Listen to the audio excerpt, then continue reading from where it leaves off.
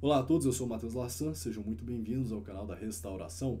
No vídeo de hoje eu quero fazer uma resposta aos comentários do professor Murilo Rezende, no nosso último vídeo aqui do canal, a análise do seu debate com o Paulo Cogos no canal do Caravelas Podcast, do canal do Marcelo Andrade. Então, antes de começar o vídeo, peço que você considere se inscrever no canal, ativar o sininho de notificações, deixar o seu like nesse vídeo, comentar aqui embaixo, Murilo Rezende debate, assim o YouTube vai entender que esse vídeo é relevante e vai mostrar para cada vez mais pessoas. Também não deixe de adquirir, lembre-se de comprar a sua edição do livro O Complô Antilitúrgico, do professor Dr. Yuri Maria. Esse livro que mostra tudo o que esteve por trás das deformas litúrgicas sobre o pontificado Papa Pio XII. São edições limitadas, basicamente quem comprar tem, quem não comprar a gente não vai ter um grande estoque para isso, então eu recomendo que você compre e adquira, está indo para a gráfica essa semana. Não temos expectativa, não temos pelo menos aqui nenhuma previsão de fazermos uma segunda edição desse livro. Quem comprar entenderá o porquê.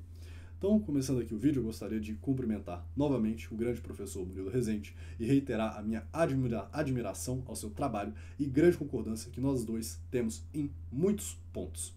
No meu último vídeo, em que eu elogiei a figura do professor Murilo Rezende e o seu excelente desempenho no debate, aproveitei também para fazer uma crítica construtiva ao seu pensamento, visando um maior aprofundamento e ampliação no nosso combate antiliberal, na questão estritamente monetária, ou seja, uma crítica construtiva na questão estritamente monetária.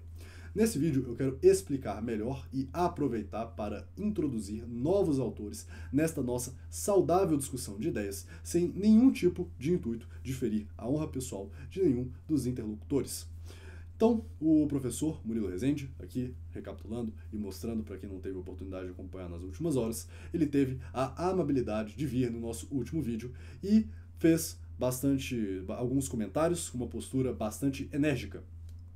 Eu não esperava, com a minha análise, que foi feita sem maiores pretensões, que ele sequer viesse comentar num vídeo de um iniciante em matéria econômica e parece que, de algum modo, eu acabei por ferir algum justo sentimento do professor Murilo Rezende. Sentimentos justos porque ele já está aí há um bom tempo na estrada, fazendo aqui a divulgação do trabalho anti-usura, por exemplo, do E. Michael Jones, do Michael Hoffman, de tantos outros. Ele que tem um excelente trabalho antiliberal, eu quero aqui explicar algumas coisas. Pois bem, esses aqui são os comentários dele. Eu acredito que são todos os comentários que ele fez. Se ele fez mais algum comentário além desses aqui, eu não tenho ciência, tá? Posso acrescentar de algum modo depois, mas que eu saiba são esses aqui. E eu quero ler os comentários dele na íntegra, até como uma forma de demonstração de boa-fé. Muito bem. É ridículo, professor Murilo Rezende. Esse comentário foi feito hoje. É ridículo você dizer que não tem o conhecimento monetário. Eu estudei a bendita Escola Austríaca de Economia por mais de 20 anos.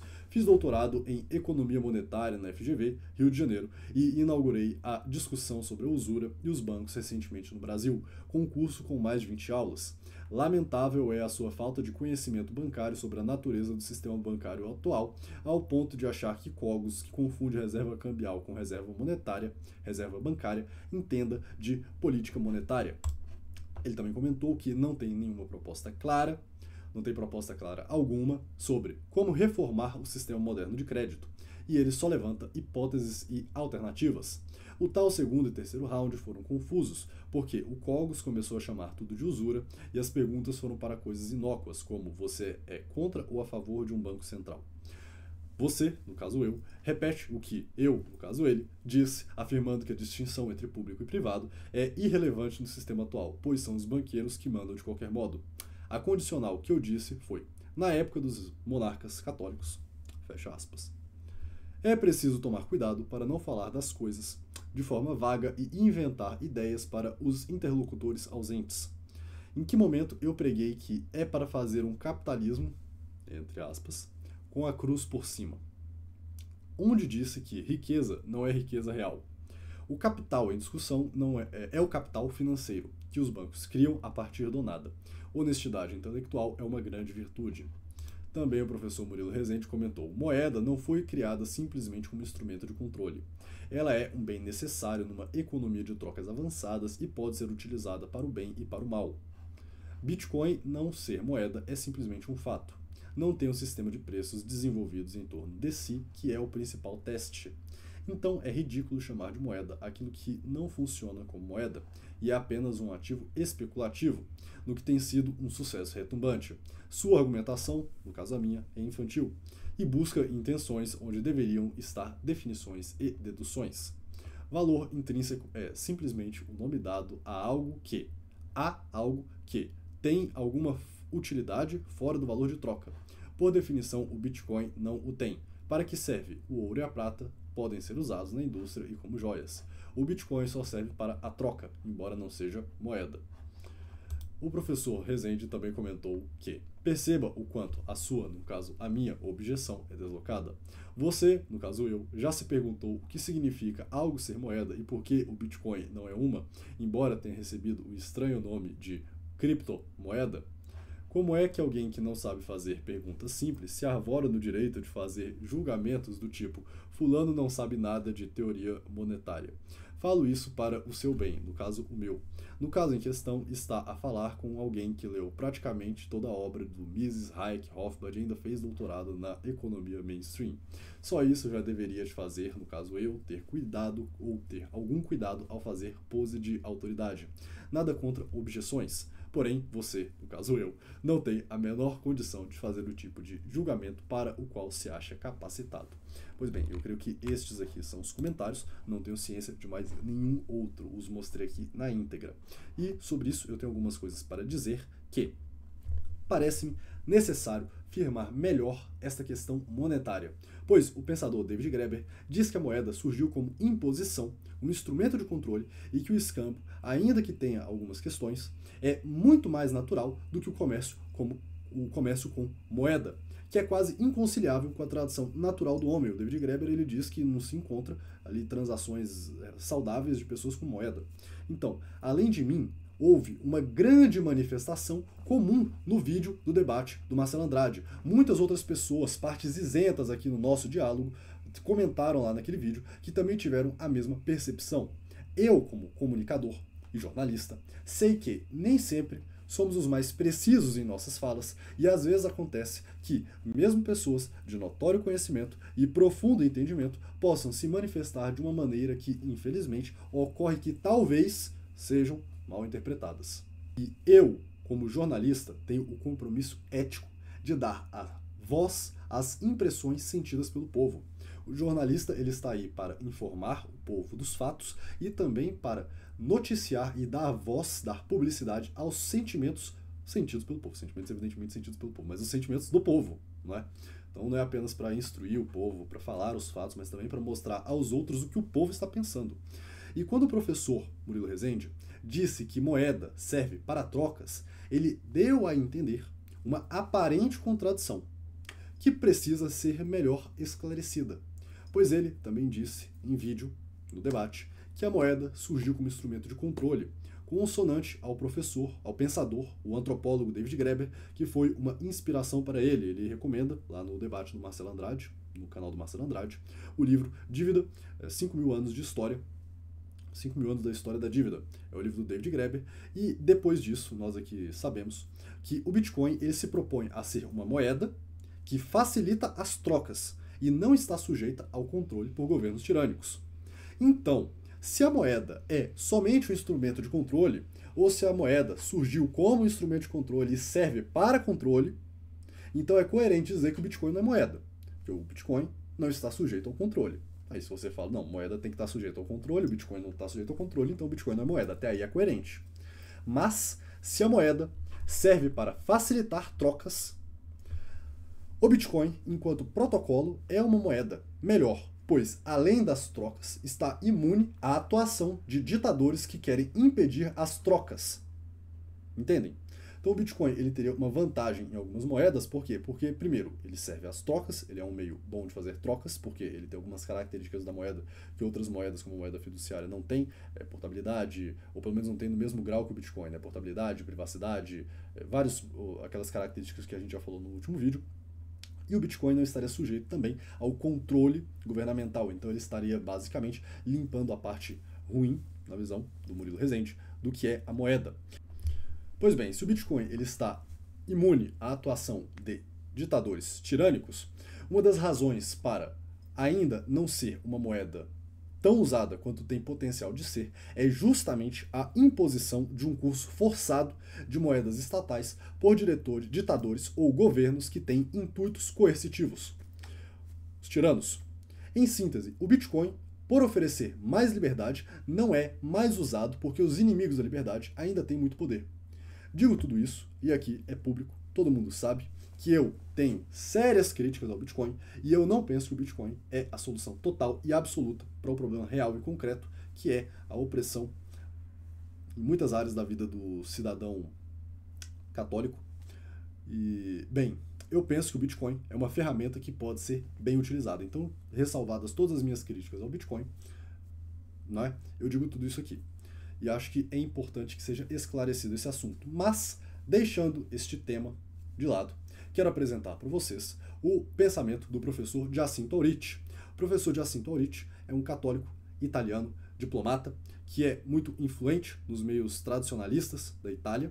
Ele escreveu alguns livros, escreveu vários artigos e escreveu principalmente um artigo que teve muita repercussão na Itália, porque ele escreveu na revista Chiesa Viva, que é a revista do Padre Pio de Pietrelcina, um santo homem, e lá ele fala sobre a história do dinheiro, fala sobre o valor da moeda, e lá ele faz boas pontuações, que é uma influência muito grande entre os católicos tradicionalistas da Itália. Eu acho que é necessário que os brasileiros conheçam um pouco mais, que o pensador Giacinto Auriti saia da Itália e entre no debate do mundo, porque a gente vê aí que tanto nós aqui buscamos fontes no exterior, como também nos tornamos fontes para pessoas do exterior.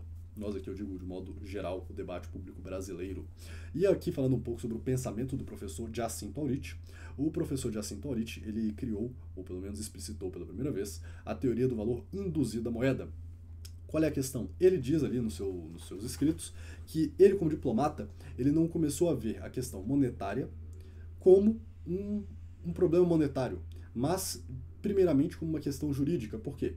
Porque a moeda não é algo que existe na natureza, mas é fruto da criação, da inovação do espírito do homem. E, portanto, estaria sujeito às mesmas regras que regem o direito, as leis do direito. Por quê? Porque o direito também não é uma coisa que existe por aí, não está na natureza. Não aqui dizendo que o direito natural não existe, evidentemente, mas é fruto de uma inovação humana. E aí ele coloca algumas características, faz alguns comentários sobre o valor da moeda, e o principal aqui é o valor induzido da moeda, que basicamente a moeda ela tem valor na medida que ela é aceita pelas pessoas. Então o que dá valor à moeda não é a imposição, não são as características dela em si mesmas, mas são o quanto as pessoas estão dispostas a trocar bens e serviços por dinheiro, na medida que elas têm expectativa de trocar o dinheiro por bens e serviços. Então ele dá vários exemplos, por exemplo, de quem chega numa tribo indígena com uma mala de dólares, né?